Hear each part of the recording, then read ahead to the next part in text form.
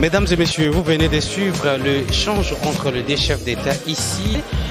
Du lancement des programmes des systèmes de passation des marchés.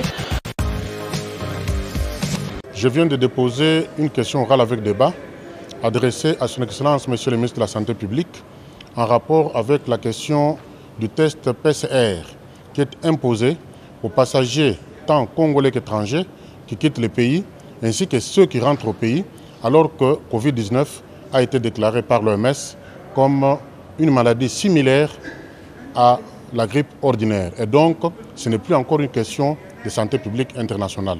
L'on ne peut pas comprendre qu'une maladie qui n'est pas une question de santé publique internationale soit retenue au Congo alors que la suspension des gestes barrières a été déjà décrétée.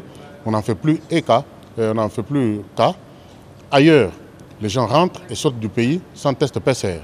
Mais au Congo, seul l'unique ou les rares pays au monde qui imposent encore les tests PCR, c'est qui amène beaucoup de compatriotes qui sont en difficulté, qui doivent quitter d'une province à une autre à payer encore les tests PCR, alors qu'en principe, les tests barrières ont été déjà suspendus.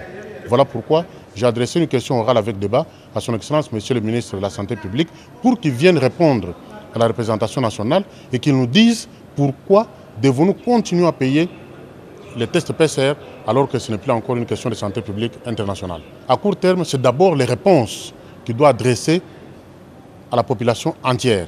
Ensuite, nous verrons, par rapport à ces réponses, ce que nous pouvons faire. Tout dépendra de la manière dont les ministres nous répondent. Mais en réalité, on devait aussi suspendre l'exigence des tests PCR à la sortie comme à la rentrée du pays. Parce que nous avons déjà suspendu les gestes barrières. Je ne vois pas pourquoi nous devons encore maintenir les tests PCR qui coûtent beaucoup d'argent à la population congolaise alors que les gestes barrières ont été suspendus. Mais ils doivent nous l'expliquer. Et nous devons savoir combien la RDC a déjà encaissé par cette opération et combien et où va cet argent. Nous devons savoir.